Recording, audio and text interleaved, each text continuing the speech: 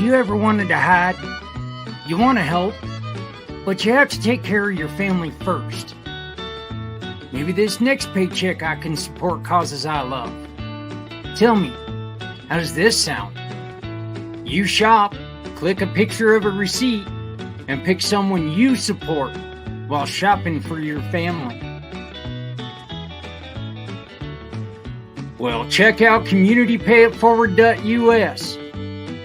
Hover your mouse here. Click on the Verified Given Partner button and shop with any partner that will satisfy your needs. Grab the receipt because every time you shop, a Community Pay It Forward mission partner receives anywhere from 80 to 90% of a referral. You can find the mission partners by going right here. Each mission has a QR code so you can upload your receipt. And that's it. Shop, click, and pick. Join the program. You shop with small businesses and support great people.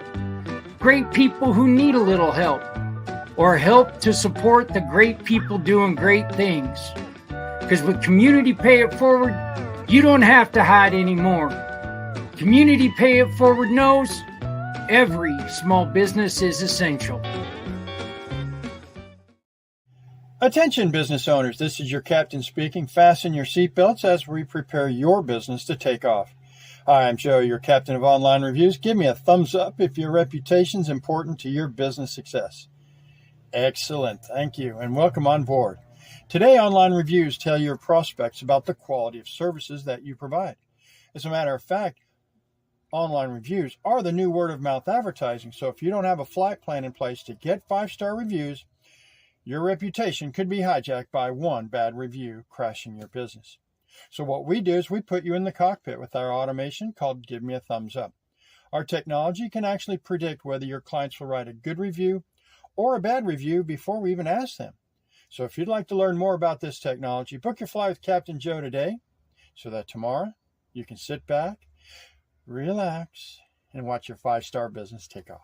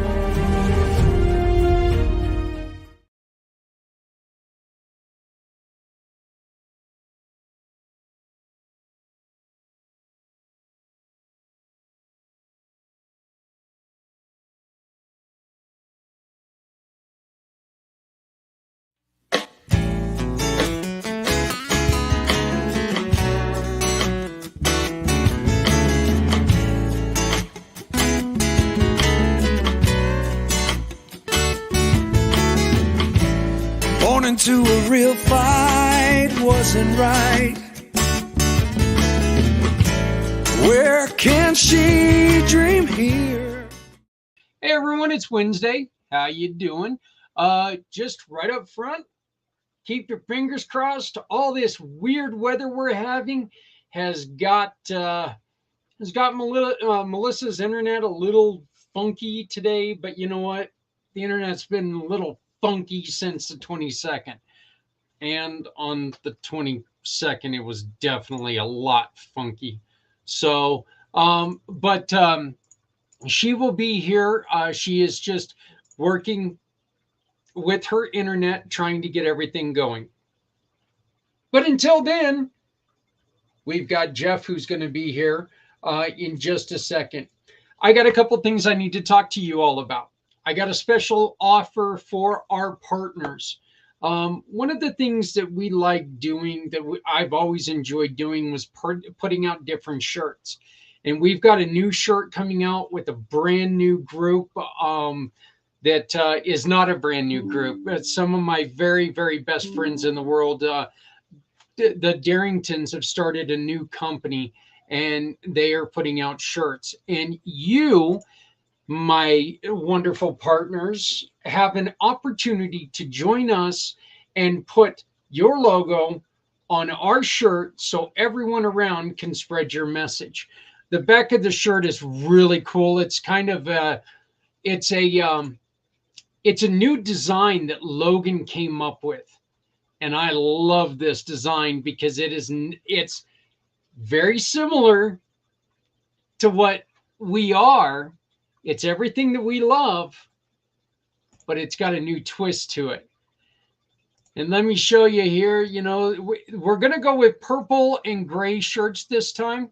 And gosh, I wish I could get this to come up bigger, but there's what the ladies look like. It's got the logo in the front, but here in the back, and geez, I wish we could see this a little bit better. But up top, it says helping others and then claw back. It's got a bear claw with the American flag in it because you all know how much I love our country and love representing our country. But we've got a purple and we've got a gray. And we've got a couple different options for you as partners if you would like to get your logo on our shirt and support what we're doing, along with letting everybody know that you're part of this. Show your support and let others share your name. It's very, very simple. And all we need you to do is to, I don't know what's going, thank you. All you would need to do is go onto the job form here, fill this out. If you want me to send it to you, just get a hold of me and we can most definitely get you on there. You can have just the outline of your logo or a full colored logo. Okay. All of the proceeds, once this is done, is going to help us keep our free outreach free. Okay. Look, it costs a lot of money to give away stuff for free. It truly does. So with storage and everything. So we need your help, but this is a cool shirt. And I think what I'm going to do is I'm going to try to find, as soon as we get everything started here, I think I'm going to try to find the larger logo. So Melissa's still having a little bit of an issue, which is, it's sad, but where you've got a huge show anyway. We're going to be joined by a couple more people. Our brain injury show tonight is very, very intense. There is a lot of stuff coming your way. A lot of people I've met over the last week are going to come in and talk to us and tell us their story, what they've went through, what they've been through.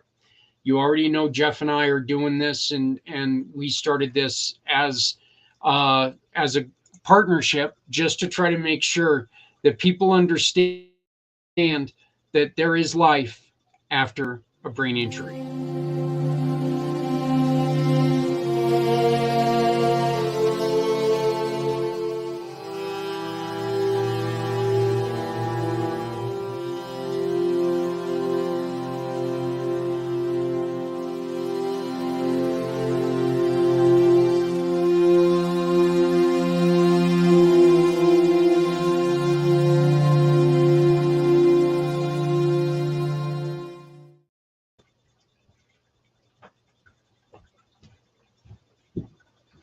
And look at that.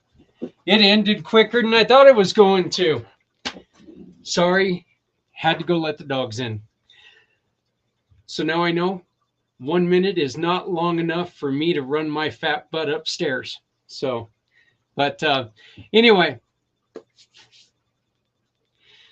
this is a special mission to us because we both deal with life with different brain injuries. And there's a lot of people who come up to us and ask us different questions. And so that's what we're trying to do throughout today is answer throughout this month, try to answer a lot of these questions. So we are waiting again for Melissa to be joining us. If you would like to go to our Facebook page and see everything that's going on, little QR code right up here. That's how you can go on there and get it figured out. Just go on there, take a look at it, and the brain injury thing's only 30 seconds. I knew I wasn't that slow. I'm slow, but I knew I wasn't that slow. I was like going, there's no way that took me a minute. Oh, okay. So, all right, take two. Here we go again. Anyway, I'm going to bring Jeff on. We're going to get started on this because this is such an impactful thing. This is such it's a fantastic program. Oh, before I do bring him on, I did want to say, be on the lookout. Community Impact is coming back with something very special. Very special. We're working on something that's going to be extremely beneficial for all of our nonprofits and all of our business partners. It can get you out there better than we've been able to so far. I'm working with Achieve Systems right now, and we're going to be doing something. I was thinking first part of July, but somebody kind of tried to tell me that, you need to get this done before the meeting in June. So, and yay, she's here. So we're going to bring on Jeff. You got to wait in the background because I'm going to talk to her first. So, Melissa, how are you doing, sweetheart? I'm good. I was worried my internet was giving me some issues, but hello, I'm here. That's great. It's so weird. A couple of years ago, there was a huge sun flare, and ever since then, internet's been terrible. I mean, nobody's internet has been worth a damn. And so we believe me, I understand. I had to take and do the first hour and a half of the 22 hours. I had to do that on my iPhone, and it was awful. And I finally figured out what the halo over me was, though. It was my screen protector. The lens of the camera was going right through the top of the screen protector, so it was making my 8 head here a 15 head. So I looked like I was my father. I had no hair for a while, or it looks like I was being sucked up into a vortex. Melissa, please introduce yourself. I am Melissa Lozada. I work with One Hope Wine. One Hope Wine is a charity-based winery, and we fundraise through our wine. We share wine that gives hope. And so far, we have donated over 10 million, and we support over 40,000 nonprofits. So it's really nice that I get to join forces and bring awareness about so many different nonprofits. So that's what I do. It's who I am, and I'm here in Southern California. That's pretty much one of the wine capitals of the world. Northern Colorado is where more of the vineyards are, right? Or California, not Colorado. California and Oregon. I mean, they all have huge, beautiful wineries. So yeah, it's good to visit. Yep. So, one of these days, maybe I'll have to make my way out, come over and meet you and your husband in person. That'd be a nice trip, I think. So, sure. Well, and I love the fact that you guys have that the company has put $10 million into the pockets of organizations like Hydro Hope.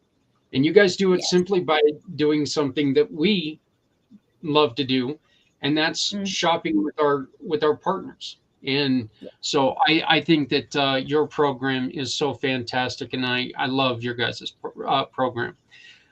Speaking of Hydro with Hope, Jeff, you got to just change the name to For Hope because I can't. My pigheadedness, I can't get past it. I don't know what's going on. So, but Jeff Pearson, the founder of Hydro with Hope. How you doing, buddy? Yeah, you're funny, man. Yeah, just change it. No big deal. Yeah, why not? Just for Zach. We're gonna change the whole thing. We're gonna change it all just for Zach. Well, it's not like the paperwork's a pain in the ass or anything. You know, I mean, come on. Right? Yeah. No, that nonprofit thing was a breeze. Yeah. Actually, you know what? I say you don't hate me, but we from the time that we said, yeah, we want to do this and put paid the money or whatever and did the thing online to be and the time that we got the envelope in the mail was about a month to get our nonprofit back. So it was like miraculous lightning speed getting that 501c3 set up. So it was much. I thought they were sending me a letter to say you screwed something up. You're missing all this stuff. Do it again or whatever. I was thinking, oh my gosh. And then we opened it up and it was the actual letter that said we were good to go. So that was pretty cool. But I know that's not typical. Actually amazing. Yeah, it is. It is amazing how with a good lawyer, how easy it is to get that done.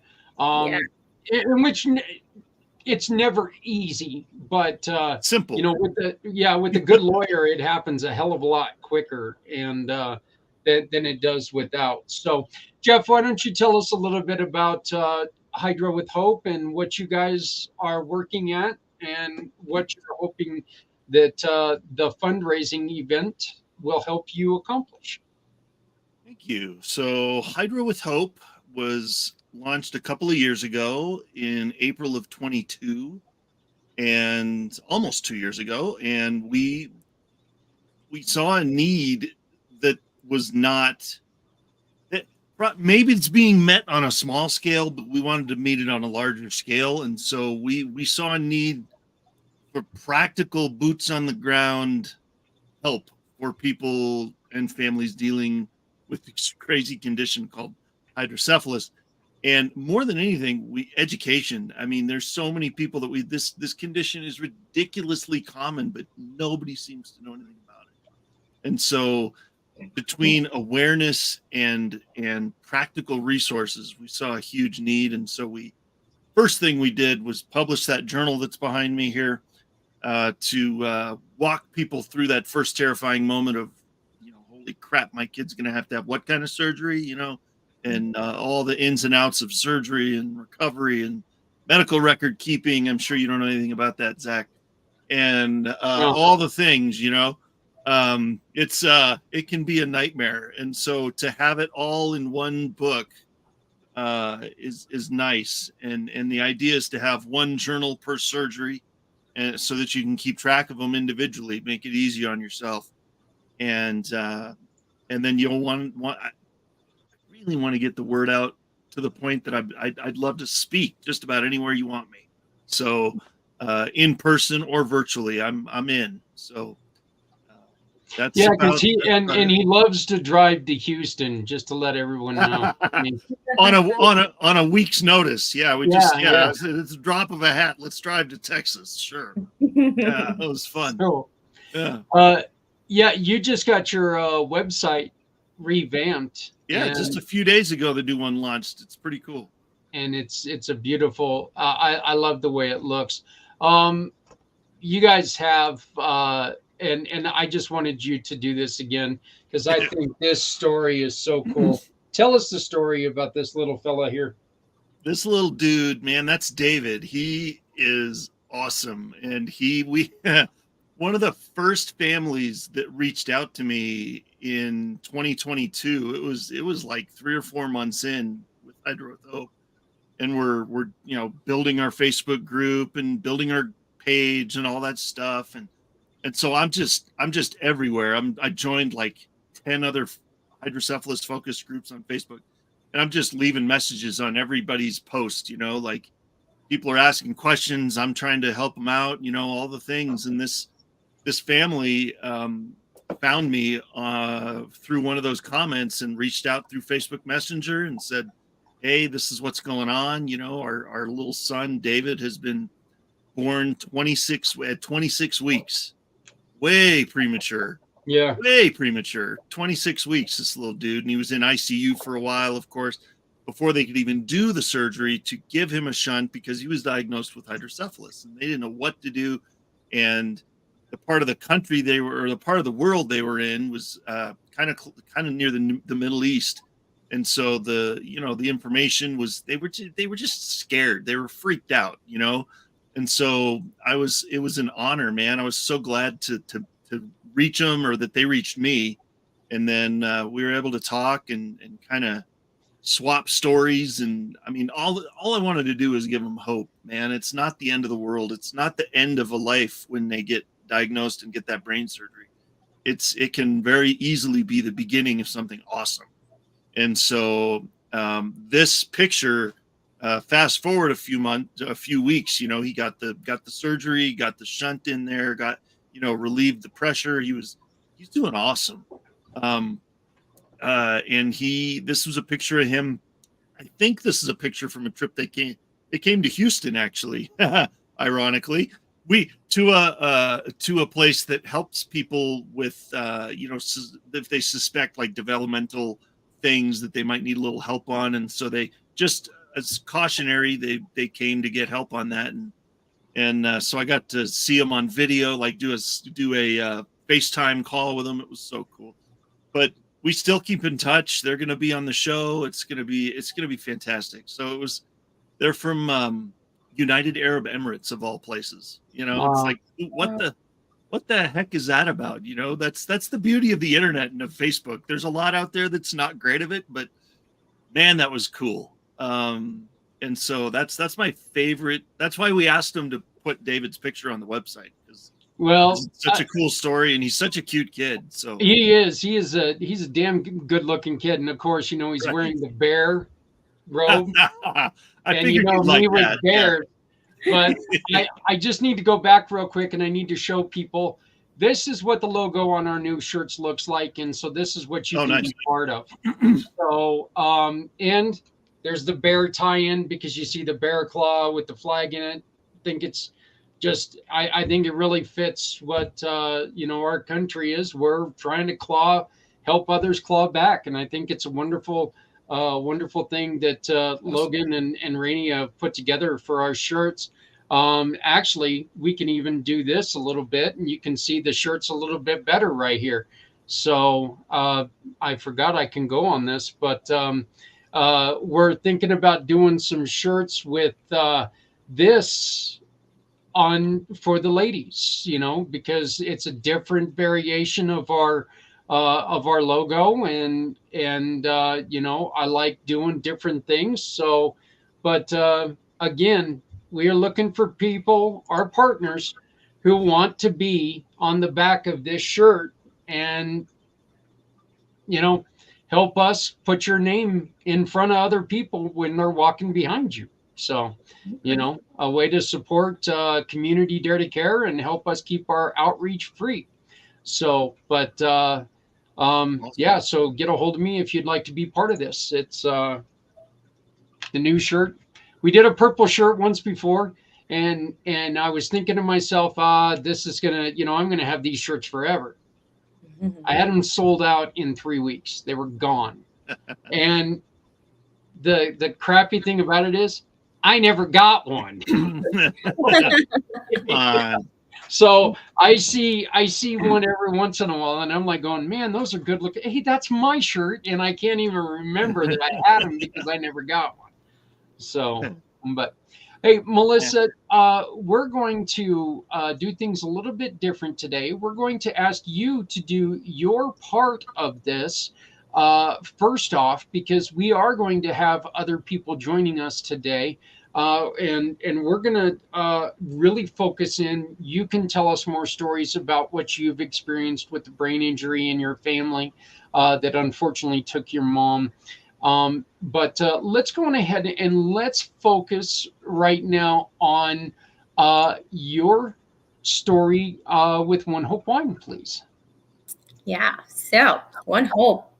I always say One Hope gave me hope because it just came at a time when I just really needed that community. Moving from New York 4 years ago to California, and then just simply just wanting a wine club, and I stumbled upon One Hope, and I was just like, wow, One Hope is such an interesting name for a winery. And when I started reading about their vision and their mission, it just sucked me in even before I tasted the wine. And for me, that's huge because my nickname again is Melly Winehouse. So that should tell you something, right? Yeah. So, I said, you know what, this is so nice that I can order wine and it's also giving back to a nonprofit that is dear to me, which is Alzheimer's. And Alzheimer's runs in my family. It's been running in my family for over, wow, I'm gonna give my age away. I'm 45, so it's been in my family. I want to say about that long. And so I had multiple families pass away from that. So with finding in a company such as One Hope, and their give back is just incredible because we're not only choosing a nonprofit of our choice. One Hope also supports world hunger, clean water, health, and education. So I always said to myself, I want to give back, and I don't know how I want to give back, but one of these days, I'm going to figure it out. And then One Hope came. And so, long story short, I invited a few of my friends over for some wine. I wanted them to try it. They ended up loving it. And I was very happy because, I call them my bougie wine lovers because they're very much into wine. And if they don't like it, they're going to tell you, oh, this is not good. So they tried it. They loved it. They asked me, who's One Hope? Where did you get this from? I told them about it and they just loved it. And my girlfriend said, you know what, come to my house and we're going to do a wine tasting and we're going to give back to behavioral health. And so that's what we did. And then from there, 3 years later, here I am still with One Hope, giving back. I'm involved with so many nonprofits, getting to know new nonprofits. And it's also encouraged me to want to even start my own nonprofit. So, it's about the wine, but it's not all about the wine, even though the wine is incredibly delicious. It's all about, helping others, bringing awareness. And this is what I love about, this podcast and, learning about, hydrocephalus. I had this in my family many years ago and really wasn't aware of everything that we have learned so far. And, this is why I love what I do with One Hope. So, I did create a fundraiser for Hydro with Hope. And we are going to help support Hydro with Hope and help them make an impact. So this fundraiser is actually going to go all the way into June. So you have time. And the best part is that Easter is coming. And so many of us enjoy to put, having wine and having gatherings. So we have an incredible sale. This sale is actually over tomorrow, the 35% off.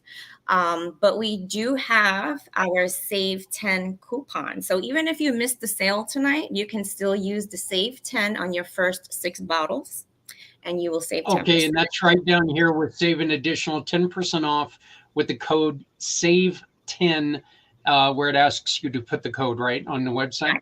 Yeah, so at checkout is going to ask you to put in a code. So you'll get that 35% off, plus you're going to get an additional Save 10. So I think that's an incredible deal for Easter, and plus at the same time we're hoping, to raise some funds. So enjoy the sale. And then, yeah. Oh, here we go. Here comes the good stuff. You've got some wine pairings. We do have some incredible wine pairings here. Easter is fun. We have candies on the table. We have treats on the table, all kinds of food on the table, and we're gathering. So here I just found a little put together on what wines may pair well with certain foods. And here comes my glasses because I can't see. What? Good thing nobody else on this call has that problem. Yeah, Yeah. right? It's incredible. I need my over the glasses to see anymore. It's incredible. Every time I'm at a restaurant now and me and my husband pull out our glasses and we just look at each other and laugh because we just can't see the menu anymore. But so Wine Wednesday, it's Wines Day. Enjoy some Wines Day. Let's help you put some wine in your cart.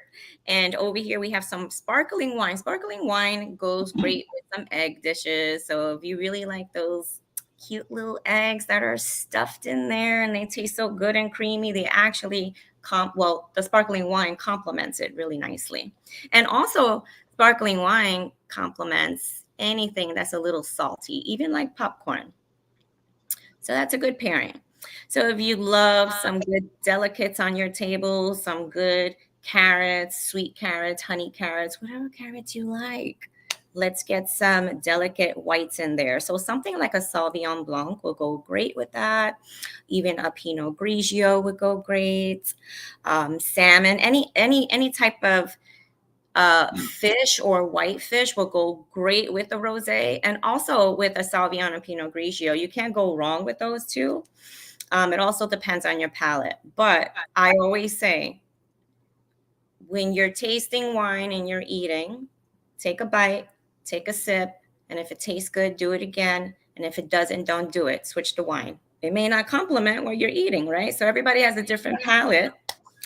And then we have some glazed ham. Glazed ham goes smooth reds. Smooth reds. So I personally like a ham with a good Pinot Noir. Tastes delicious. Tastes What great. are some other examples of smooth reds? I don't think that's a term we've used yet. Okay, so smooth reds to me is something that is not too dry, but it also has like a hint of sweet in there. So like a Pinot Noir, a Cab, sometimes Cabernet Sauvignons, they have great hints of berries, and it kind of like just smooths the wine. It's really nice. And then if you like those big bold ones, you want to go for like a Malbec or like a Paso. So it depends on what you like. Everyone's different, right? So you're not talking like a Merlot, though. A Merlot would not. I think a Merlot would go great with ham. It is smooth. I consider a Merlot smooth. Mm-hmm. All right. Well, thank you for that. You're welcome. And then we got some lamb, intense reds. So there you want to go with the more bolder reds. And that's when you're talking about like a Malbec, even a Syrah, or even a nice Cab. Cabs are different. Some are very smooth, some are very dry. So it depends on, your taste buds and what you like. And then for like a dessert, like a nice dessert, you want to go with a sweet wine. So I would say we have a great Moscato. Not a lot of people know about our Moscato wine. It's sweet, it's light, it's refreshing, and it goes great with any dessert. Yeah, I'm a fan of the Moscato. I do like the Moscato. I've had that a couple times. So once again, you can go to the site and you can get this. Melissa, how do they? What is your website's name? I don't even think we have that yet. It's one. My personal one. Yeah. I think we need to get your branded one so we can make sure that we're getting this done. But of course, you can do that by scanning this QR code. You scan the QR code; it's going to go directly to Melissa's site and to this event. So that'll help. And remember, every time that you purchase wine, thank you for doing this through June or until June. Mm-hmm. And if the QR code doesn't work for you, you can just type in the web address on the bottom. Just make sure you put /event/203627, and it will pull up the event page for Hydro with Hope. And you can also scan the QR code up in the corner, the one that's nice and purple and brown, because that one takes you to our Facebook page. And on that Facebook page, you have all of this wonderful stuff. So again, I want to thank you for all this stuff that you do. What is your favorite Easter wine? My favorite Easter wine? Yeah, for like an Easter lunch or something. I would say the Sauvignon Blanc is my favorite. It's just really refreshing, light, and it kind of goes with anything. So you can't go wrong with it. And usually you're celebrating Easter early in the day, so I would prefer like a nice light white wine. Yeah, yeah. You can't drink all day unless you get started early in the afternoon, right? Yeah, well, So hey, to each his own. I used to drink a lot, and so I became very, very good friends with that saying. Hey, Well, joining our the good thing about One Hope too, I forgot to mention, is that we are organic and there are no added preservatives. So it's a win-win. absolutely, absolutely. So, as I mentioned, we are doing this a little bit different than we've done it before because this last week and a half, I have met so many people that have experienced different facets of brain injuries or brain incidents, even if you don't want to call it an injury. I found it really funny that Stephanie was talking to us, Jeff, and she said, "I didn't even realize I was injured. I didn't know it was an injury Right. last week." I thought that was kind of neat. It's just this is the way life goes. Mhm. I met this young man last week, and I'm a little embarrassed to say, I thought we were getting together to talk about the show. Alex, we weren't getting together to talk about the show, were we? Oh, you're muted. No, you've got the microphone on, but you still got to get the mute button. There we go. Wow. No. No, unfortunately. No, there he is. You guys can hear me? Or There you go. Okay, yeah, we got you now. We got you now. all right, sorry about that. The mic is gonna go then. But yeah, so it was I joined from a networking event that we met, and we were just having a conversation, and it just turns out, I had a brain injury, I had brain surgery to fix it, and it was just dumb luck that I ended up here tonight. So I'm really excited to be here. Thank you guys for having me. Hey, not a problem. You were fairly young when you had your surgery. Why don't you go on ahead before we get into this, Alex, tell us about and this guy's amazing. He's still in college. He's still working his butt off to get his degree, and he's working with Geico right now. But Alex, introduce yourself. I'm sorry, not Geico. Uh-oh. Aflac. The other animal. The other Everybody animal, switches the two. The other white meat. But yeah, so my name is Alex Bihar. I am currently an insurance agent for Aflac. I'm also majoring in psychology at NYU.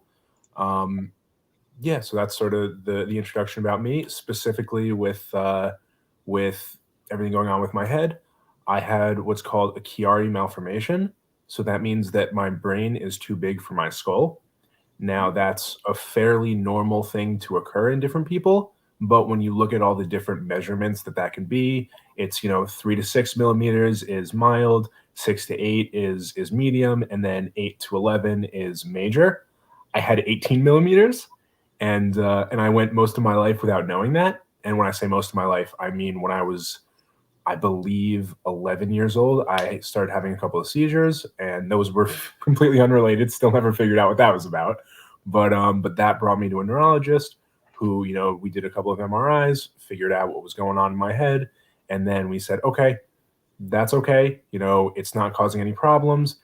They didn't really ask me a lot of questions. And then a couple of years later, I was wrestling and I got a hit to the head, passed out on the mat, had to get taken off.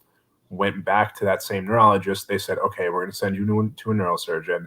When I started talking to the neurosurgeon about all this, they started asking me a lot of questions like, hey, can you feel the tips of your fingers? My response was, you're supposed to be able to feel those? And like when you look side to side pretty quickly, does that hurt? I thought that was supposed to hurt. Same thing with no pain, no gain. Like when I was working out really hard, my head would just hurt. I thought it was supposed to. But so we found out that wasn't the case. I had surgery, fixed it. Pretty much what they did is they took a little bit of skull at the bottom, took it out, my brain had more room to rest in, and I since then have been completely fine. I wrestled in college for a little bit, no symptoms. Overall, I'm pretty good. And Jeff and Melissa, this kid is so damn funny, because you ask him what happened, the first thing he's going to do is he's going to tell you, well, just to let you know, I'm smarter than you. I loved it. He was like, because my brain is so much bigger than yours, I was like going, and he was like going, no, man, I'm kidding. I'm like, no, that you are. There's no doubt about that. You are. You got me. But yeah, and Alex, now, what do you have to deal with now? Are there still headaches? Are there still anything that comes of it? I wouldn't even say headaches. Every now and then, like it's difficult to describe. Like you feel that there is something. Like when I've had like a long day, haven't taken a nap all day and have just kind of been woke up at 8 in the morning, worked at 9 to 5, then had to do something else at 6, and then hopped on here. Like the longer the day, the more things you've done, the more you feel it. Mm-hmm. And when I say feel it, like you just feel that something's right here. It doesn't hurt. It doesn't impede me in any way. It just kind of is there. You know what I mean? Yeah. Yeah. That's Jeff, we have talked extensively about that there are some times when the days just, when the day just keeps running on and on and on, it seems like they go forever. And then after a while, you're just unable to keep, focused on everything. Yeah, for sure, man. By the way, Alex, well done, man. I only know one other person. I've only ever met one other person that even is associated with Chiari malformation, and that is I met this guy, and then his daughter actually has it. So and so I'm impressed, man. Keep up the good work. That's awesome. I'm like baffled. I'm like, what do you mean no pain? Is that even legal? What's going on? I definitely got very lucky with the surgeon that helped me out. Did a great job. Yeah, you did. That's awesome. I mean, I have a question though. So that is open back there. Yeah. Right. I mean, just the skin is over it, but basically, and you still wrestled with after the surgery that they removed part of your skull, and you still wrestled. So the neurosurgeon that did my surgery and I talked a lot. We were very close, and he was very clear that it was entirely my decision. He recommended against it, but also kind of wanted to see how it went. So, because there's not a lot of case studies of people with Chiari's getting back into contact sports, and he said that there's no direct negative impact, but it's still brain surgery, contact sport, never a good idea to mix the two. Not usually. I kind of went with it. Yeah, and it ended up turning out okay. Wow. Yeah, I remember pulling up on my neurologist, pulling up to her office the first time I met my now long-term neurologist. And I rode up on my motorcycle, and she just kind of looked at me like, you're out of your mind. And I'm like, sorry, it's the life. Everybody's got a thing. I've been skateboarding since I was a kid. I've been snowboarding since I was 14 years old. Up until about 3 years ago was the first time I ever wore a helmet. So, so everybody's got something that that the doctor probably goes, that's probably not a good idea. You want to stop that immediately. So how are any of us still here, right? Oh, Melissa, did you have any questions or? Alex, you're so brave. First of all, it's just a blessing that you're able to share this with people. I find it so incredible that sometimes we go through things and we're feeling things and we're just going with the daily and thinking that it's normal until one day you get this diagnosis, and like you said, you thought it was normal, you thought it was just a part of you. And so, I'm thankful that you were able to get that checked out and fixed. And I just kudos to you, the bravery you have to say, you know what, I don't care if there's not enough case studies, let's do this. Like that just shows how much faith you have, and your testimony is incredible just to share it with everybody. So, I'm happy that, you're here to tell and to bring this awareness. So thank you. I really appreciate that. Thank you. Let me ask you this question. How much of your diagnosis and how much of what you went through leads into your studies? It directly inspired it. I initially, when I got to school, was not psychology. I was pre-med neuroscience, and that was 100%, because of what happened with my head. Before I started at college, I did like a Columbia neuroscience program that was sort of the testing the water of whether or not I wanted to get into neuroscience. And then when I got to school, I realized, this is a little too much biology for me. This is not sort of the type of thing that I want to do for the rest of my life. And that's where psychology became a very easy segment. So the two, I feel like, are very connected, and it's kind of inspired the career path well, not the career path I'm going to end up in, because I'm in insurance right now. But the end goal is not to stay in insurance for the rest of my life. I do love AFLAC. I love the mission. I love sort of what we do there.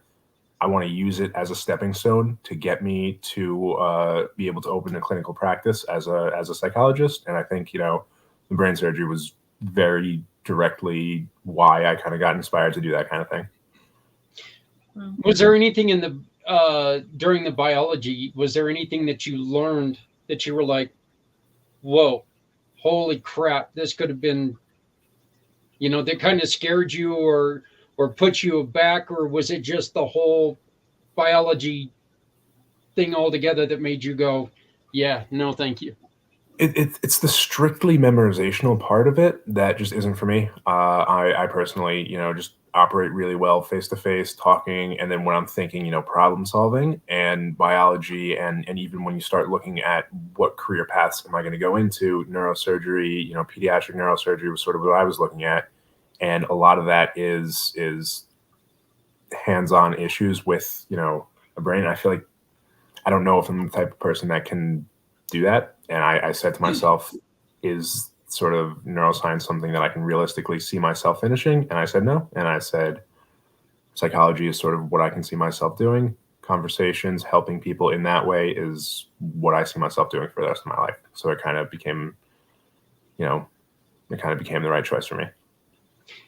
Alex, do you ever have conversations with other people who are dealing or with head injuries? And what is the first thing that you like to try to do? What's the first thing you would like to tell somebody if you meet them and they're dealing with a brain injury? What would be the first thing that you would want to tell them? I think it's very similar to the mission that you guys have with Pay It Forward. It's you're not alone. It's, I for a very long time, after learning sort of what was going on, thought nobody in the world has what I have, and nobody knows sort of what I'm going through. So therefore I should just shut up and deal with it. And that was definitely the wrong approach, because, at some point when I started talking to my family, my friends about it, it just, the responses that I got and the, attentiveness and, oh, let's take you to a doctor. Let's make sure you're okay. Let's do everything in our power to help. When you make your issues known to people, it is genuinely incredible what they'll do for you. And sort of just being open about your experiences with the people that care about you, I think is incredibly important. Yes. You're an inspirational kid. So I'm glad I made the mistake and we started to talk about this, because we could get you on here, because I think that you talking to the younger generation, I can talk to old guys because, well, I am an old guy, Jeff can talk to the people who are younger because, well, he's a little younger than an old guy. You, of course, can talk to the younger people, and then, Melissa gets to talk to all the beautiful people. So, look, I love the fact that you were able to do what you do and you do it with the strength that you do it. And you know, you're very energetic and you're very excited about it. I mean, what are some of the things that you still enjoy doing that may be a little tricky? Do you mean like tricky because of everything with this, or? Yeah. Do you have any challenges on anything? I mean, honestly, it's gotten to a point, like I said before, where after a long day, like I can feel it. It really hasn't impeded me. Like I do a little bit of jujitsu now, just because I'm not wrestling anymore. I mean, other than that, I don't really have a ton of physical activity stuff that I do. But you know, I do AFLAC. I love AFLAC. You know, my life is very wake up, go to classes for a couple of hours, switch off from that to AFLAC. After that, go back to classes. You know, my day finishes probably from 7 a.m. to 8 p.m. and then there's not really a ton of time to do stuff. So, you know, right now I'm on spring break. That's why I'm up in Vermont. You know, I love reading. I love sort of being up in Vermont, being on a lake, looking out at the view. Right now you can't see it because it's dark, but you know, the majority of it's really not negatively impacting my life anymore. And I think that that's amazing to be able to say. Yeah. I was lucky enough to go through Vermont. That is very beautiful country. Melissa? Yeah. No comment. Just, you know, just love hearing your story. It's incredible. And I'm happy that you're able to come on and share this. And like Zach said, you know, people your age need to hear these things, you know. I'm just so happy to hear it all. You know. People need to know. So it's good that you're doing and just you're strong, you have no issues. Like it's a blessing. It's incredible. They absolutely need to share this more and just open that clinic, open what you're going to do, everything you say you're going to do and do it. And I could see you going far with it. So, you know, bless you in your endeavors, you know, and I hope you really do make it out there and spread this awareness. So good for you. Thank you. I appreciate that. Well, Melissa, let's switch focus onto you real quick because I'm very intrigued. What do you want to get into when it comes to? I know that you've got the heart for Alzheimer's because of your family. Mm-hmm. You mentioned that you wanted to get into doing nonprofiting, Mm-hmm. and look, you're talking to a couple people here that you know what we all love that nonprofit world, but we also know it can eat you alive at Yes. So, what are you wanting to do with the nonprofits? Well, you know, something similar to what Alex, you know, is doing right now, you know, just bringing awareness. For me, you know, I have 3 daughters and it's, you know, growing up in a family that has Alzheimer's, that has obesity, that has, you know, diabetes and all this, you know, I have decided at a very young age that I wanted to make that change for myself and for my future family. And, you know, now, you know, just seeing, you know, how ever since COVID, I feel like we were stuck in a bubble for so long and there's so many of us just struggling to try, you know, to climb back up that ladder. And if I, you know, my dream is to start a nonprofit someday where I can help women, young women, you know, like myself when I was younger, you know, and bring awareness to so many topics because I feel that all of this starts with your mindset, with being aware. And when you bring awareness to yourself, you roll different in life and you make better choices.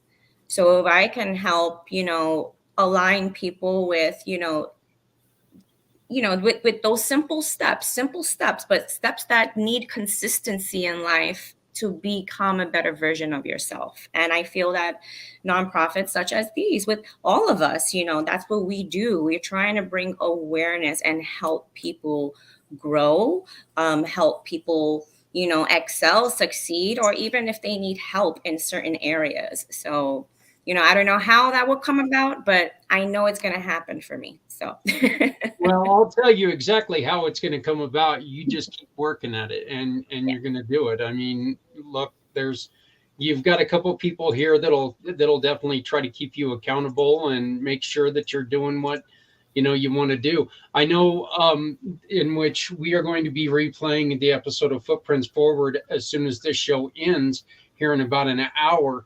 And it was a lady who got into, and get this, Alex, she wanted to get into like the medical field, but when it came to dealing with a corpse, she passed out, and she was like, okay, this isn't me. This isn't what I want to do. But she saw herself getting into like, and something that Jeff, you're going to know a lot about. Alex, you probably know something about, and Melissa. But she got into clinical trials, and she found out how segregated and unfair clinical trials can be, and they've started a program to try to better that. It's a very interesting conversation, and I would definitely ask everybody to check it out, because it was an extremely interesting conversation. There was so much that I didn't know. I mean, I didn't know that it was, and one of the questions I asked him is, and maybe I would like to hear your guys' opinions on this, but there's a lot of ailments like COVID that attacks people with darker skin, people of different ethnics, people of color, people of brown and black skin, yet they had fewer members in those trials. What do we need to do to stop something like that from happening? And especially, Jeff, when it's coming to something like, maybe they find this miracle treatment for hydro, yet if we're not testing everybody, we don't know what's going to work for people. Right. Yeah. So, Alex, have you ever had anything to deal with anything like that, or any experience with it? So on a personal level, no, but within my family, yes. I don't, my father has ALS, and with clinical trials, there's 50% of the people in a clinical trial get, a drug that has been tested a little bit and has the potential to really help.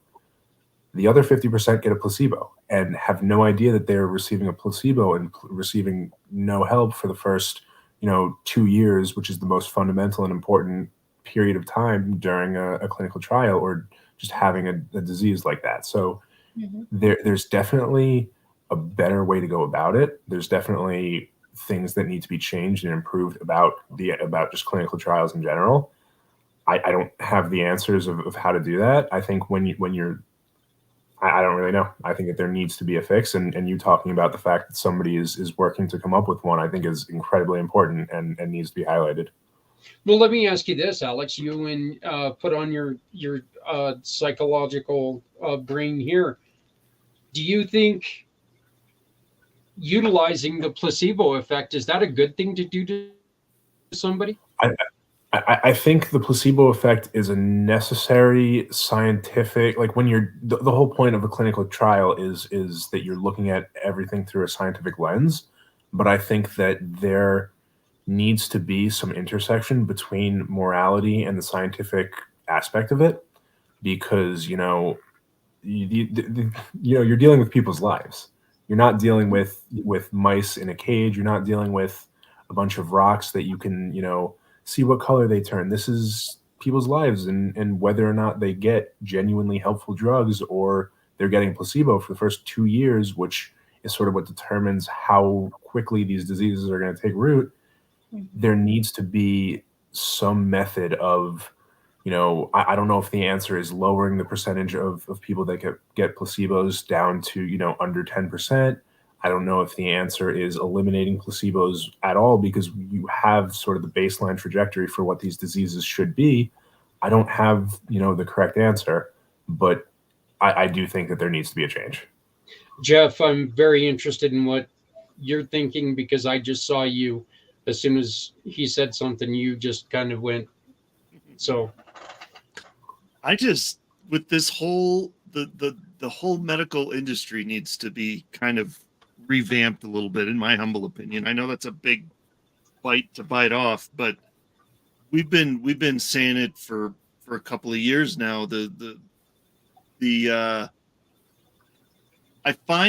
I've found in my small, tiny little world of experience in this subject that there's more in general, there's more fear and greed in the world of medicine than anything else. It's how can we, we want you, the patient, to pay attention to what us, the medical world, is saying. And so we're going to say things that make you pay attention and make you take our advice. And I know that's changing a little bit. I've known a lot of really amazing doctors, and I've had nothing but incredible doctors and neurosurgeons that have been very open to, some natural things that I've been doing that have really worked on some side effects from some of these surgeries I've had. And so I'm not saying they're all out there to just make money and let people die. That's not what I'm saying at all, because there's an amazing group of huge group of doctors out there that are just doing amazing things. But I think the gap between, the money and the treatment needs to, we need to stop forming groups that feed, like with the placebo effect you're talking about. We need to start looking at it more objectively and less through the lens of what will steer it toward the outcome I want, so that we can get this drug to market and make me another $1 billion, and so I okay, if you have a more diverse cross section that you have in this study, it might not get the result that you want, but maybe that's okay, because then if it does get to market, it's going to help more people. So I don't know. I'm certainly no expert, but that's just, I don't know. That just drives me crazy. That's kind of one of the things that I brought up, like towards the end of the show, that you guys can all experience coming up at the top of the next hour, where, why can't we just make this simple? 3 white men, 3 white women, 3, or even 4, but make sure that every race is included. If you're going to do the stupid placebo thing, let's just make sure that one group gets it, one group doesn't, and let's see the reactions to it. Right. If you're going to do it, let's do it. This actually just clicked in my mind when we were talking about the medical, the medical field kind of being ridiculous at times. I heard a story this morning where there is a new drug for MLD, and it's a gene therapy for a fatal genetic disorder for kids, okay, that's coming out. Mm-hmm. Guys, it's got a wholesale value of $4.25 million. Who in the hell can afford that? Who in the hell can get that for their kid? Well, I guarantee you there's not any insurance company that's going to stand up and go, we got you covered. And that and yeah, no, you're right. And with way back in the day, back in 2008 and 2009, 2000 whatever, for a few years, my wife and I were childbirth educators, and so we got to dive into that world. And oh my gosh, the medications they use in that world are unbelievable. And there was one in particular. I don't want to throw anybody under the bus, and honestly, I just don't remember the name of it. So you're off the hook. But there was one that the drug was originally approved by the FDA to treat symptoms of ulcers, right? But at the same time, they found out somehow, I don't know how they found it out or what kind of crazy experiments they're doing, but they found out that it also would help kick off labor, right? And so it's like, really? But they didn't have to get separately approved for that by the FDA. It was already approved for ulcers.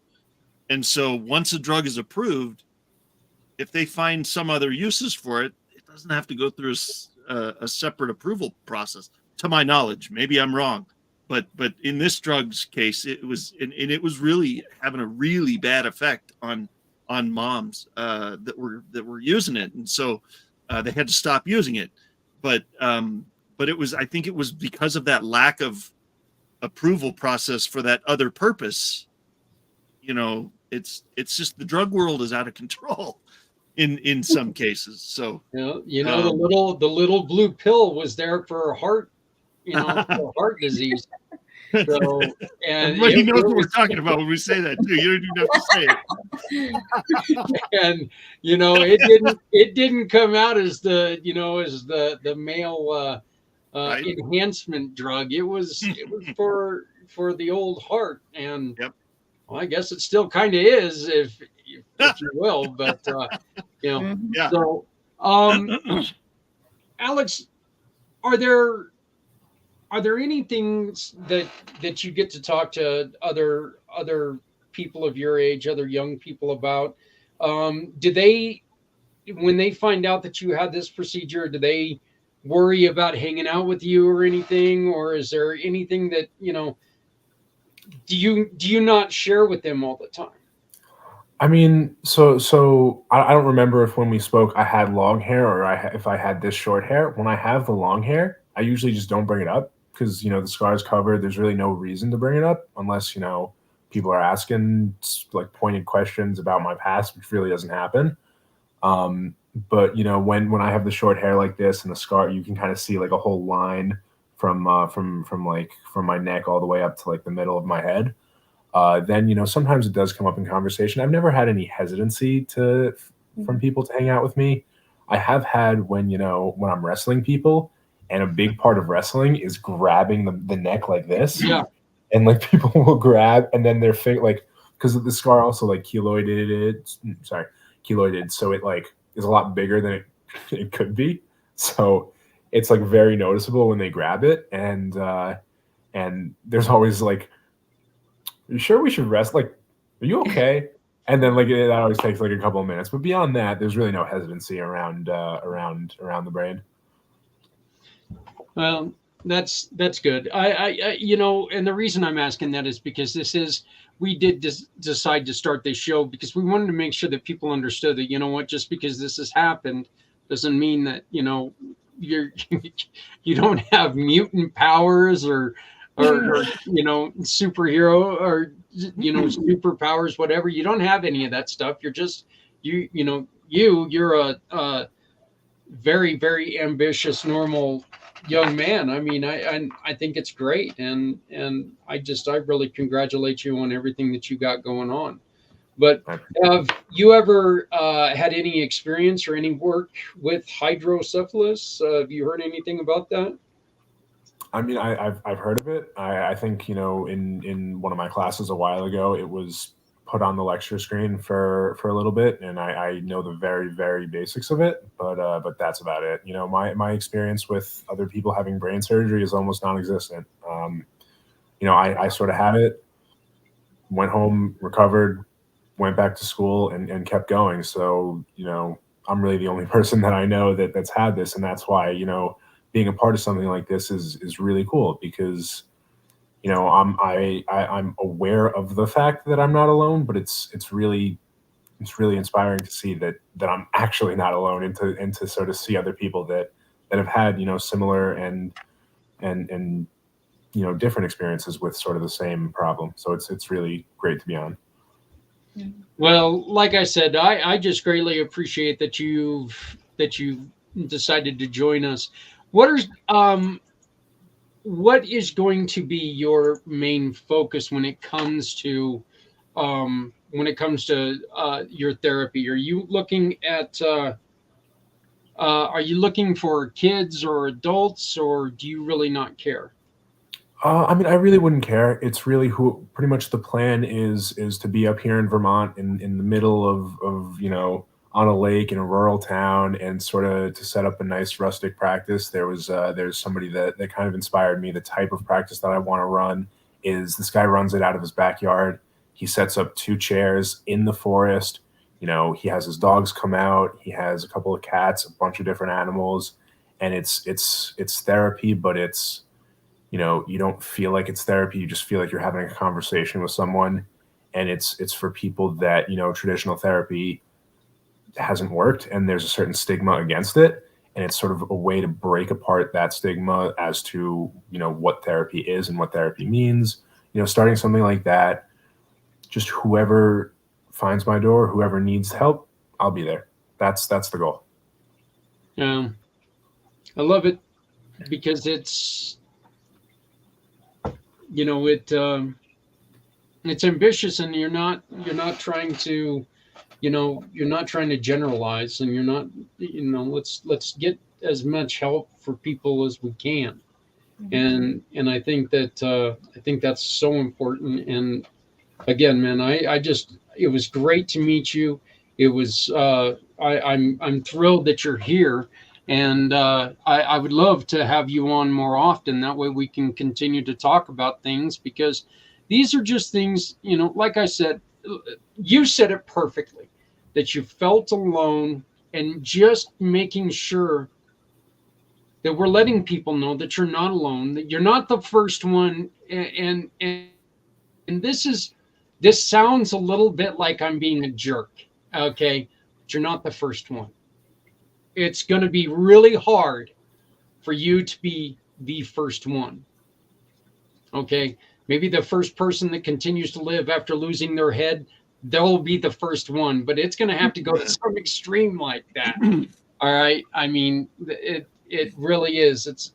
There are other people who are out there who have dealt with these things, who are really ready to try to help you. And you know, did you ever have anybody come up to you and say, "Oh, I know exactly what you're going through"? And what was, no? Okay, good. Because that's one thing Jeff and I, and you know, Melissa, I think we even talked about a little bit. It's one thing that just bugs the hell out of me when somebody says that. It's like, "Oh, do you?" No, trade me places for a week. I promise you'll never want to come back. That or welcome to my world. I'm like, right. I'm just gonna knock you the. So, but yeah, we've got another guest that's going to be joining us in a second. I don't see her on camera right yet, but as soon as she pops on there, I'm going to be bringing in Shelby Joe Long, and so she's going to be joining us. Alex, if you need to jump off, feel free. If you'd like to stick around and have a longer conversation, please feel free to do that as well. I'll stick on for another 15 minutes or so, and I'll probably head out. You know, my time, I'm on Eastern time, so around my 8:30, I'll probably head out, if that's okay. Okay, sounds great. There she is. She was just blended into her furniture. So we're going to go ahead and bring on Shelby Joe Long now. How are you doing, Shelby? I am fine, thanks. How are you? Thanks for having me. I had my webcam up there, and it was not feeding through that, so figured it out. Yeah, you know, those wonderful backgrounds.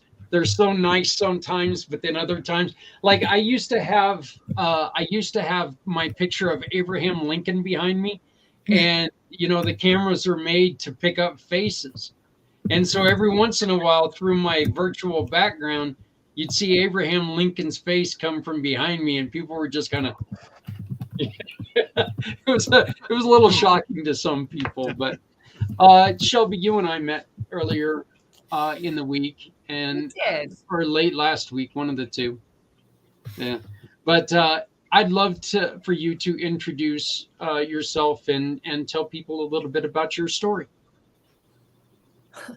Where do I begin? To introduce myself, I met Jeff at a business networking conference. I'm a business consultant. I work in the publishing industry, and I also work in the branding and communication industry, help businesses clarify their messages and reach the audiences they want to. That's kind of the long and short of what I do. I've been a college professor for 18 years. I just stepped away from that recently and to go full into the business world and the multiple. I have about 5 or 6 businesses that are going on right now. They all kind of blend together, which is a great thing. College professor of business communication, and I ran the college debate program for 18 years.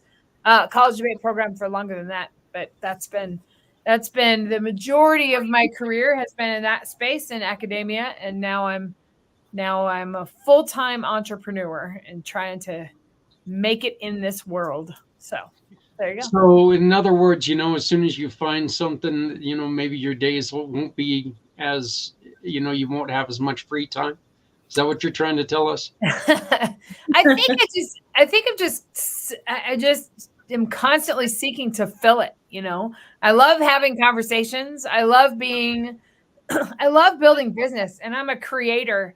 And I think that is that recognizing that about myself took a while to understand that. And I felt and I know that what this podcast is really about, it's not about my life in academics, but you feel at sometimes in your industry, whether it's a career or academics or whatever you're in, sometimes you feel trapped and you feel like your creativity is limited. And I got to a point where I felt that I needed to do something else with my genius. And so that's when I started the business pursuit. And now that's what I do. And it's a lot of fun because I get to meet really amazing people and share some really cool stories. So that's... Well, I'm just going to say this right off. If you can figure out what this podcast is about, you're probably doing better than most people. I go by a seat of my pants quite often on this podcast. So, but yeah, this one is particularly about you've also had dealings with a brain injury. I did. And that's a longer story than my transition into entrepreneurship, but I'm happy to talk about it. The end of my junior year of high school. So it's 30 years ago. This May is when it happened. It's amazing. I'm only 29, so I don't know how that happens. It's crazy. But I was in a car wreck. And I was headed into class night. I was junior in high school, headed into the awards night before graduation. And I was hit by a much larger vehicle. And my car flew off, my truck that I was in flew off the road. And I was thrown into a coma. And I was in a coma for 16 days altogether. And then I was in the rehab center for 4 weeks after that. And it feels very strange when I say I was very, very lucky that it was only that during the accident, because it was a pretty major thing, as you all know, to go through some sort of traumatic brain injury. But the only, in the car wreck, the only bones that I broke my pelvis in 3 places, and that was from my seatbelt. And then that healed while I was in the coma. And then, of course, the traumatic brain injury and the coma. Then very, very fortunately, I had a closed head injury. I didn't have any abrasions on my head. So what that meant is that I was not aware of what was going on. And then I was in intensive care for about the first week. And then I was had a semi-coma. So I was responding to some things that the doctor would say and like squeeze my finger, and I would do that. So, I was that way for about 10 days of the coma. And then when I woke up, I do have a really comical story about that. So it was the end of my junior year of high school. I was getting to the point where I was really starting to respond. So they thought that I would come about, and they thought that I would come into consciousness, but I was responding. And then my brother, I guess, who is 2 years younger than me, he was in the room with my parents and flowers and everything everywhere. And, I was young. I was a kid at that point. And my brother was on the other side of the room throwing one of those stress balls against the wall, like chasing it across the room. And this is no joke. I don't remember this, but I do remember the story because it's so funny. But I literally snapped into consciousness and I said, "Sean, you're really starting to piss me off." So it's siblings bring out the best in us. So yes, he's brought out many different emotional reactions with me, but that's what inspired me to come back into consciousness. Again, I don't remember any of this, but then I was in the rehab center for about 4 weeks after that. And then when I left the rehab center, that was only when I left the rehab center, it was only 5 days after I learned how to walk again. That's a really interesting thing, is having to I had to teach myself how to swallow. I had to teach myself how to write again, of course, with the help of rehab. Had to teach myself how to walk again. It's pretty humbling to remember the first steps that you took when you're 17. And so it's, I stood up out of the wheelchair and I took those steps forward. And I remember that like it was yesterday. So it's that visceral experience and coming to, and the brain is such a really interesting and bizarre thing. But I was very fortunate. I was able to continue rehab for the rest of the summer. I went to school my senior year of high school. And then I went to college the following year, and I did all the things that I had planned to do before I got in the accident. And I went to college and I was on the college debate team, and I was senior class president when I went back for my senior year. And the one thing, and I've told this story, and I'm happy to answer any questions and dive deeper into some of the things, but I wrote a book about it, and I wrote a book that compared my recovery from my brain injury to my entrepreneurial journey, because there's a lot of similarities.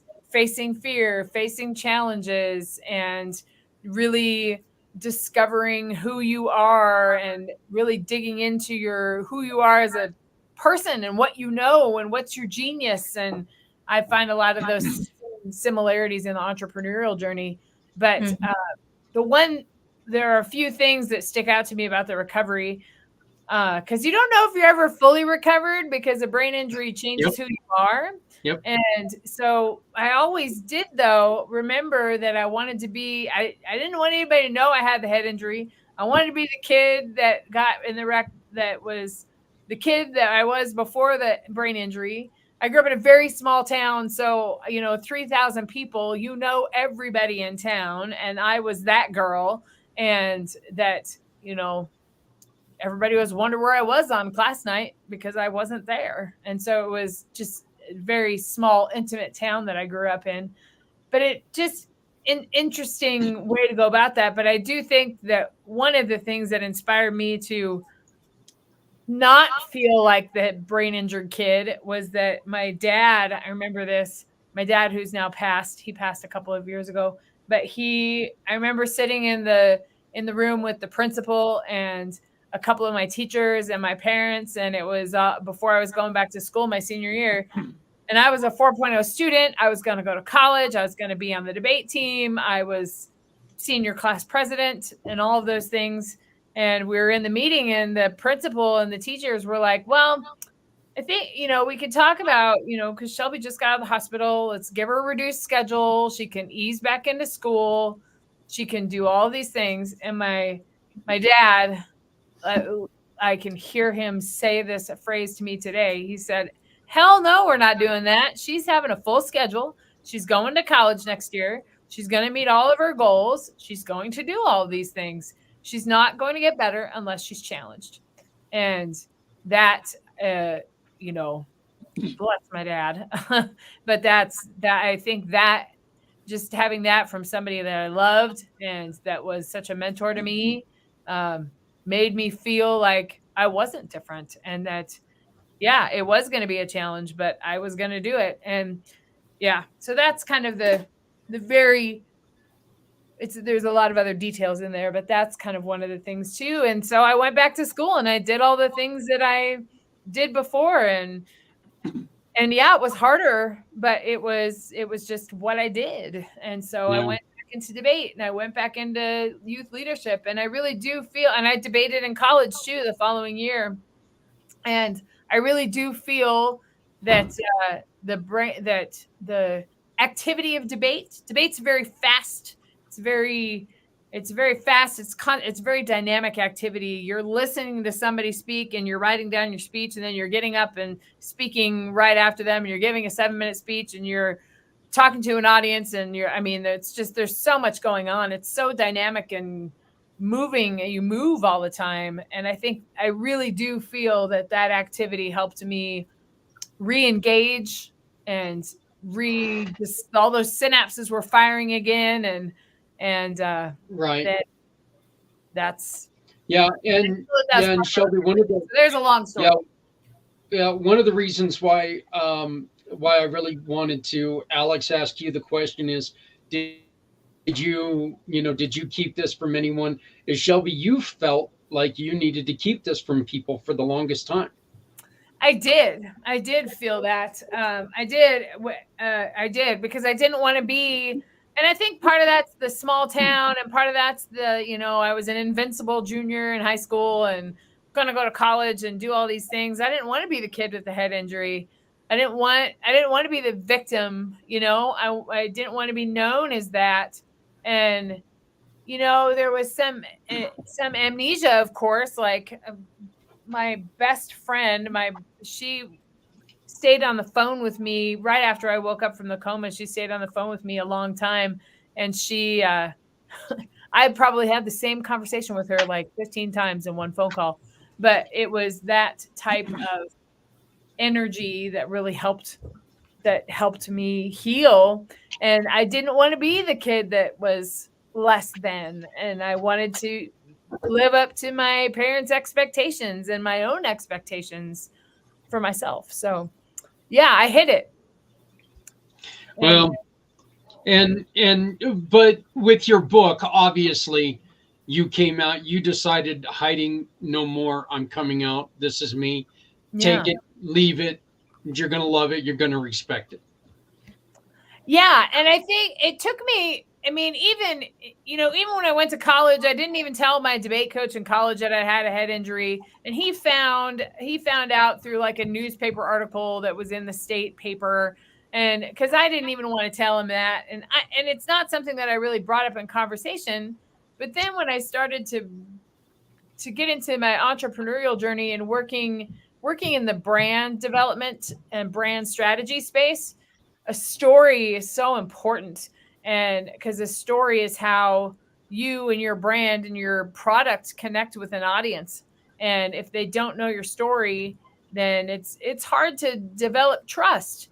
And so I was asking all the clients that I worked with to tell their story and to be vulnerable and to put their heart on their sleeve and connect with their audience. And I wasn't doing the same thing. And that's what inspired me to get in the space of writing a book. And that was, I had to recreate all of that 28 years later, and I have no memory of it. So it was almost a therapeutic exploration of that too, because I had talked to my parents and my best friends and what they went through when I was in that accident. So it was interesting, but I think it's hard to be vulnerable. And I think that's maybe one of the things that prevented me about telling the story for a long time. Well, I know with the amnesia that you're talking about, I know one of the things that have come up a couple times on like my Facebook thing was when I recorded right after my accident, and I had my son in my arms, and I was trying to talk. I couldn't even move my jaw. My face was so badly fractured that I couldn't move my jaw, and I couldn't speak. And every time I see it, I try to think back, and I'm like, I just don't remember any of it. I don't remember any of it. And it freaks you out, and you're like, okay, I think I know what the hell I was trying to say, but what the hell was I saying? Because it did. I don't know why I had a monkey chasing a football. I don't know what was going on in my head at that point in time. But yeah, so I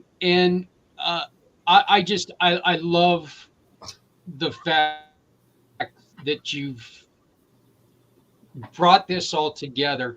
And Alex here is a young man that's in college right now. He's getting into psychology and doing all these wonderful things with AFLAC.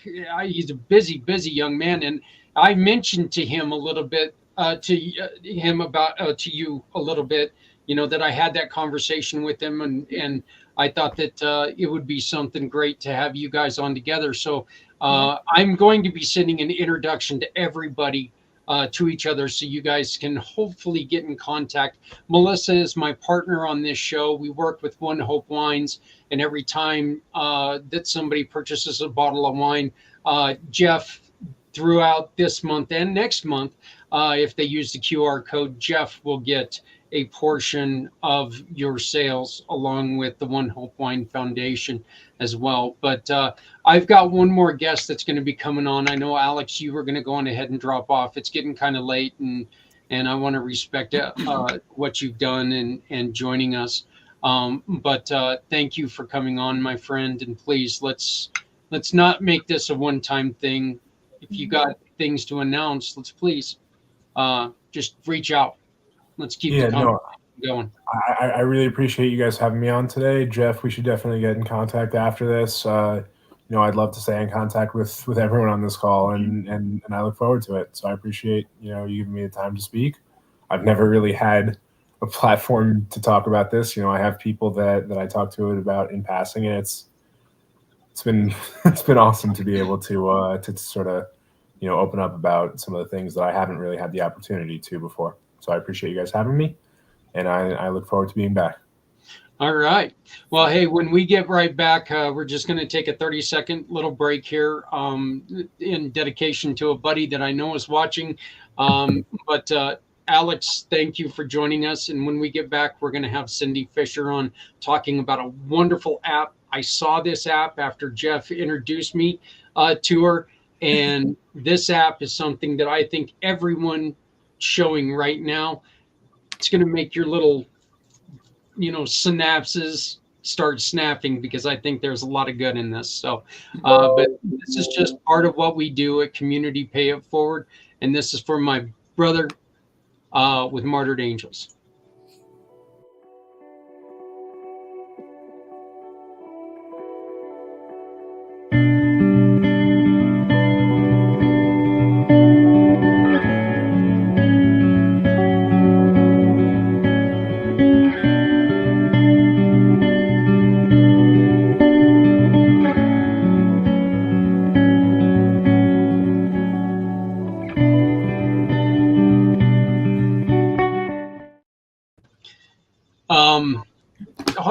Such a heartbreaking story that John went through, but he has done some wonderful things with that. And as we've all had to deal with there, you saw the words PTSD, and he helps people after the loss of a child. Wonderful organization, comes from one hell of a bad place. But John, I appreciate you joining us. Thank you so very much. Hello, Cindy. Hi. Hi. Thanks for having me. Hey, you know what? Jeff and I were talking the other day, and he said, there's this lady who's got this app that I'll bet you'd be interested in talking to her. And I went on and I started looking at your app, and I'm like going, yes. And so Jeff and I are both typing to you at the same time going, hey, we need to talk.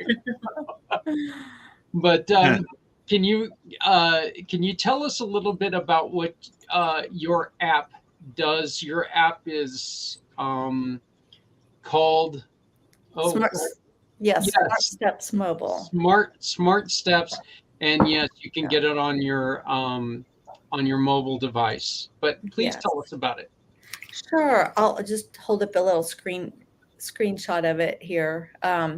It's presents ideas of things to do when you run into a situation that's stressful. So it has several preloaded scenarios on the free download. So you just click a button like one, I'm going to pick my ride is late. And first it says take a breath. So it offers a note of reassurance. Oops, sorry, my dog's barking. And then it asks, is it a cab? Is it waiting for someone I know? Or am I using public transportation? And then it just keeps offering suggestions. And then at the bottom, there are some practical tips. It may be social scripting. If they're going to ask someone for help, it offers an idea of like, what could they say? There's also a read aloud button. So if the person doesn't want to speak, then they can have the phone speak for them. Or if they're not a good reader, then they can use it to read to them too. So it just keeps clicking through, and then it ends up either on a prompt to call for help or a success screen. So, and every, the number of buttons or the number of screens varies, just depending on what button you push. There's also a profile button at the upper right-hand corner, and it leads to the person's profile. And again, that's part of the free app. And so if they need help remembering their address, or they can also store notes about themselves at the bottom in case they, just need to get help from someone. It's a quick way to relay some information about themselves. So that's kind of it in a nutshell. There's a map button at the bottom. Oh, thank you. You went to the website. So there's a map button at the bottom so they can, use it leads to the phone's map. So it would do anything the phone's map will do without having to leave the app. So yeah, there's my website, smartstepsforme.com. Yep. And look, and each one of us has gone through a different injury. Why did you create this app? I was working with 18 to 21-year-olds at the time with disabilities, and we were on the campus of the community college, and one of my students lost his backpack on campus, and we had to, he had to go home without it and was upset. He had autism. And so I wanted him to have a way to be able to solve problems because I knew he was capable of going to school on his own, but when he needed help, he needed it right away. So I started out by just developing some flowcharts for him to use, and found that, he couldn't memorize the flowchart, and I know he's not going to carry around flowcharts with him. So that's when I thought, oh, this would make a great app. So I took a couple of business classes and got some grant money, and went through a couple of iterations to get to where the app is today. So yeah, that's how I got started. And then I did find out, oh, this, it's not just for people with autism. It's just for any kind of issue where people might need help navigating stressful situations. Well, our co-host Melissa Lozado, she has got a lot of experience and a lot of family, a lot of family our connection with Alzheimer's, and I think that would be something that your app would be very, very useful there. But absolutely. I was talking to somebody else the other day, and I just think that having your app very accessible to somebody immediately if they get lost. Jeff, you and I have talked about how I've been in a store, and me too. Yeah, you've been in one of those, huh? But no, I was in a store once, and the store manager came up and asked me if I was okay, and I'm like, yeah, I'm fine. Why? And he goes, because you've been standing here for 30 minutes. Yeah, I haven't moved. That point in time, if I would have had something like that, maybe they could have said, hey, do we need to worry about this? Is this something going on? And that's the reason why I immediately fell in love with your app. Okay. And there are other people that I would like to introduce you to, because, even though it's a little twisted sometimes, my brain does work, and there's somebody I really want to introduce you to. I mentioned you to her, but yes, Melissa, please. This is the one where I really wanted to get you involved in this one. Yeah, so that, that really hit home for me. It brought me back to, when my mom was diagnosed at 47 years old with Alzheimer's. And I remember there was a time when a friend of ours called and said, hey, is your mom okay? Because she's in front of the building, but she was in front of a building that we used to live in, not our building where we lived at. currently. And so she was lost, and she couldn't remember how to get back to the new building, which was just 2 blocks away. And and right now I have friends that are going through this where with their relatives, and they're going places, getting lost, not remembering. I had a friend not too long ago who was driving somewhere and stopped because they forgot where they were going. And this is such a horrible disease, and to have something like that is incredible, because like Zach said, sometimes you'll find people in that position where they're just stuck, and they can't remember what they were going to do next. And just to have a tool that they can use is really nice. So thankful for that, and I will definitely recommend it to friends and family as well, because it's an incredible tool to have, especially these days. Yeah, thank you for that. Yeah, sure. It is available just on the App Store right now. It needs some revisions to get back on Google Play. It was on Google Play, but so that is my goal, to have it back on there. And then I also want to mention that it can be customized for an individual. So if there's something that a situation where they need some ideas and prompts, then it can be created for them with the upgraded version. So nice. Well, I'm definitely going to upload it for myself and check okay. Shelby, with your accident, would this helped you at any point in time, or were you okay? Because I know, like I said, there are times when exactly what Melissa says, I'll be standing there and I'm like going, what the hell am I even here for? What am I doing here? Yeah, I mean,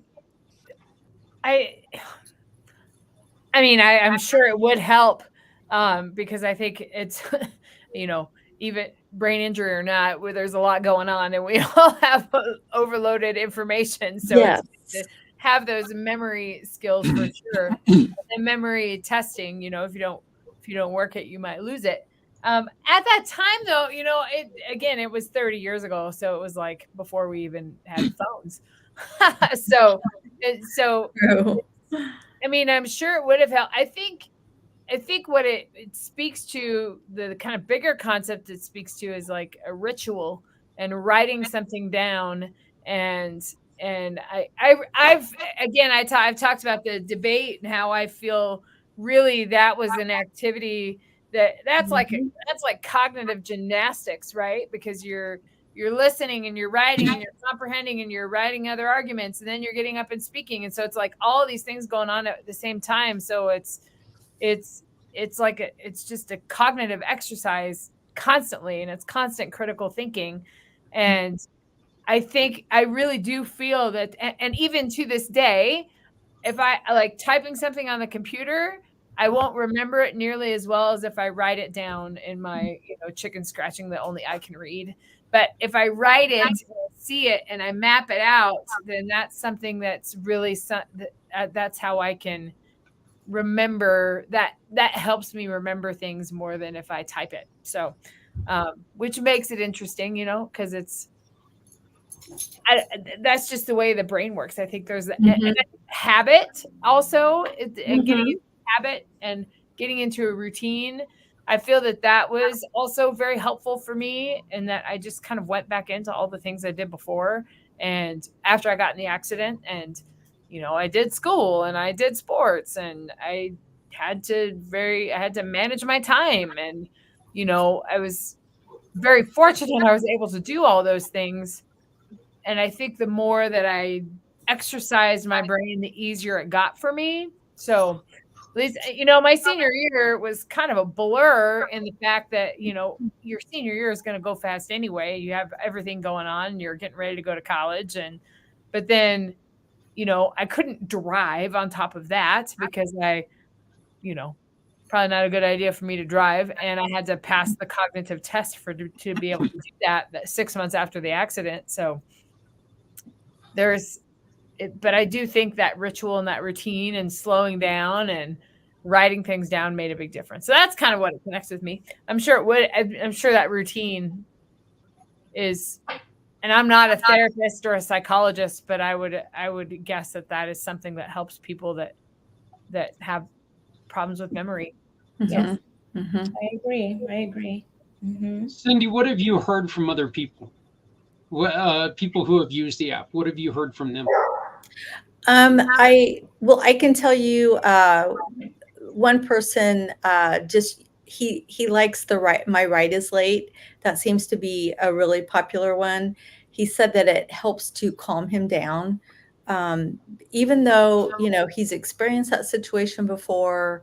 But if he misses the public bus, or he just doesn't know what happened to it, it helps him just to stop and know that he has something to rely on, to help him figure out, okay, what are my options? What can I do? Who's around me? Is there someone around me I can ask? And then what do I say? And then just a more recent person, I haven't heard like specific stories from her, but she's writing some for her daughter. I don't know if it's a daughter with a disability, just a young daughter, and she's excited about it. Another person, she was a senior in high school at the time. That was like just a year, I think it was 1 year ago, maybe 2 years ago. She was giving me ideas for new decision trees, and one was for I am anxious. She was a senior in high school, and that's an anxious time for anybody. So we just built in different tools of things you could do, and I put that in. I uploaded that as one of the public decision trees, so it's in the free version now. But it's kind of the same thing, that it just helps her to know that she's got something that she can open up and use in those moments. Well, I know that we had a custody for a little while of a young man with autism, and if we were a minute late to pick him up, his brain went where it went, and it was very difficult. It was very difficult for him. Like you said with the backpack, when you said that about the backpack, this young man would have. Oh, yeah. He would have lost his ability to think straight for the rest of the night.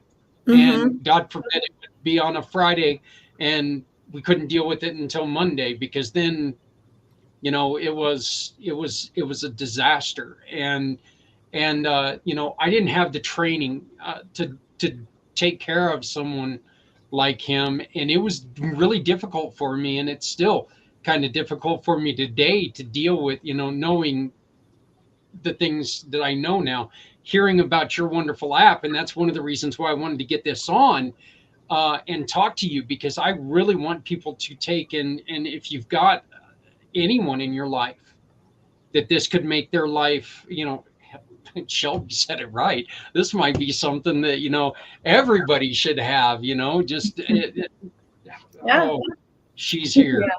Yeah.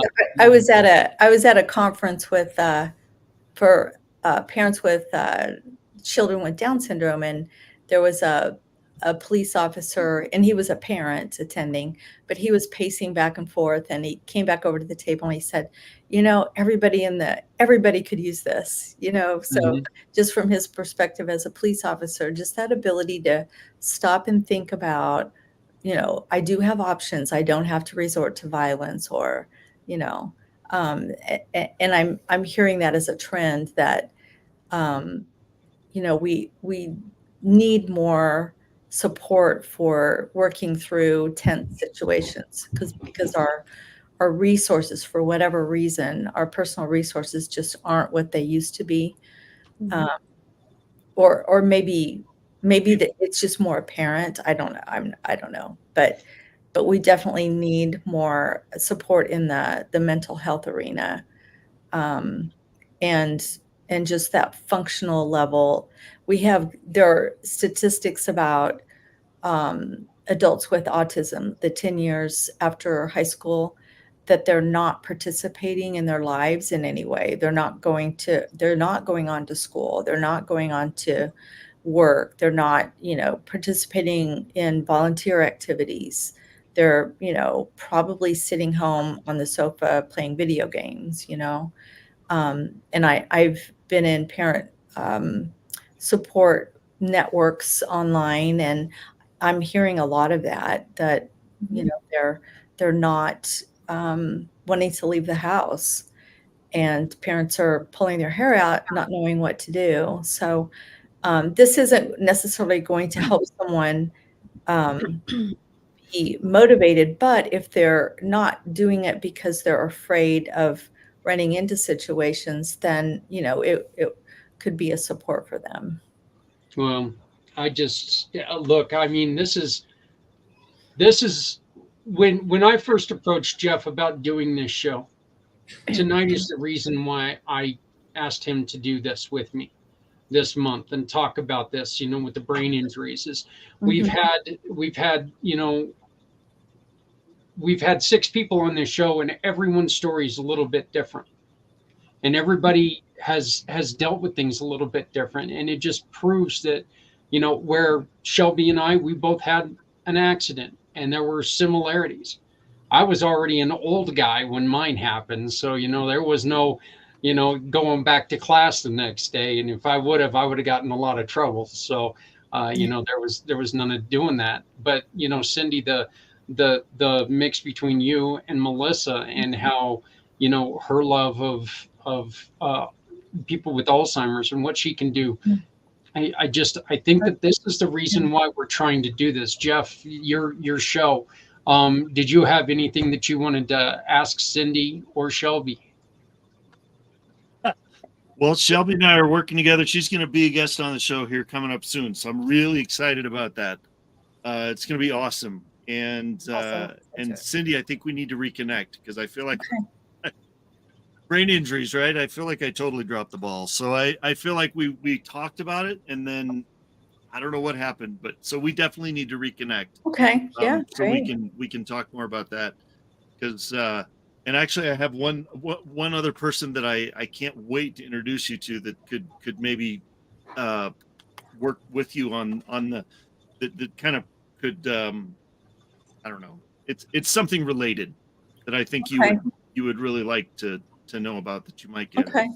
I am interested in doing some research, and I've been networking quite a bit over the last year, and I've got several possibilities, but yeah, I'm always looking for, okay, this is a group, this is a population that would like to try it out, and develop some case studies, or gather some pre-post data or whatever. So yeah, if any of you are interested in that, I'd love to talk with you more about it. And Shelby, who can we help you find? What is somebody that you're looking for that we can help you try to find? In relation to that, I mean, I think this in anything, business, whatever you're looking to do. Well, I have discovered about myself on my own journey of telling the story and actually publishing it, and going through that process again. Because that was the strange thing, is that I experienced it, but I didn't really experience it because I don't remember it. And so, which was a gift, I believe, but it was also a gift that I had parents that are like, yeah, you're just going to go do it. I mean, you're not going to get better unless you challenge yourself. And that, I think, is also a huge gift that I had. But what as I stepped away, the book that I wrote is about my journey of recovery, but then also my journey of entrepreneurship. And what I discovered is that creative piece of me that I am now in a space where I can do anything that I want to. And that feels really amazing. And my gift is being able to cater needs, whether it be a nonprofit message or whether it be a marketing message or a brand story. That's my gift, is to be able to do that and connect that with an audience because of that introspection. And I love being in that space. It's a very creative, I'm an architect of business, and I think that's really fun. That's where Jeff and I met at a business networking group, and that's an incredible, vibrant group that is all about business growth and success, achieve. It is, and I'm part of another business networking group that's also extremely important in mentoring and helping people find success. So I want to do that. I want to have more of these conversations. You know, Zach, I told you too that how many times have I emailed the Brain Injury Association of Montana and had no response? None. But it's not something that everybody's been through, but there's some good stories of resilience, and I think we need to hear some of those things. That's why I wrote the book. That's why I'm a business coach. That's why I do the things that I do. So, well, I really appreciate Shelby and Cindy. Thank you to both for joining us today. Thank you so much for what you do, and thank you. And just let's keep this going. You know what? Anytime that you have something to share, anytime you have something to say, let's get on here and let's do it. Let's make sure that these stories do get heard. They need to be heard. Okay, there are people who are out there who need to hear them. So let's make sure that we keep telling them. Absolutely. Thank you so much. No And problem. Shelby, can you just share the name of your book? Yes. It's called I See Your Genius, Transform Your Idea into Income. I'll put it in the chat. Okay. Awesome. And Shelby, I loved hearing your story as well. And I would love to chat with you some more. I feel like you and I have a lot of things in common. I would love to catch up, love to know more about that. That's how it's not business, but it is like business and relationships, that they're synergistic. So Absolutely. And my email, here's my got website. this one for you, businessdynamics.agency. Yep. That's it. Okay. Yep. So there you go. All right, ladies, again, thank you so much. Thank you.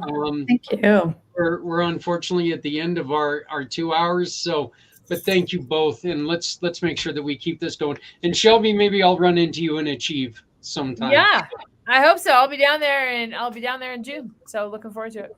Oh, okay. Well, looks like we'll probably run into each other then. So we get to see all kinds of people in June. We're just gonna have a big old party.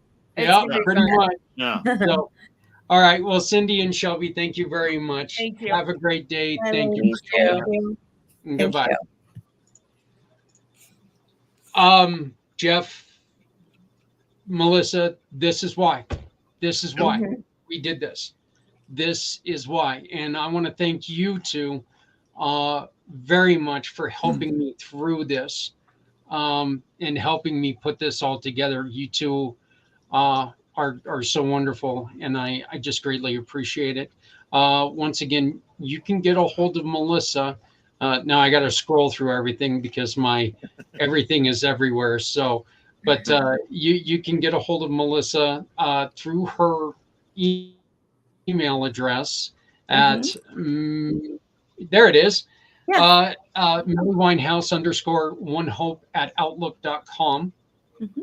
And look, visit right here, right beside me. Look at that. Woohoo! There he is.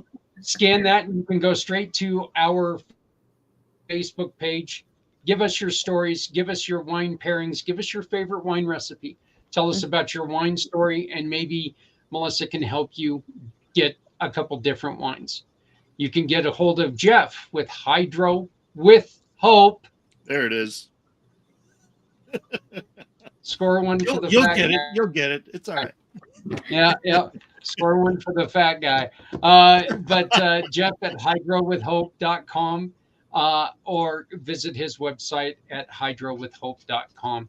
Hey, everybody, this is all the time we got, but please make sure you love somebody out there, because somebody out here loves you. I want to thank you all very, very much for joining us. And please remember, no one has to go it alone when we all come together. Stepping out of her fear, bring me home. Out alone, show me the way. You wanna be a part of Sunset Boulevard.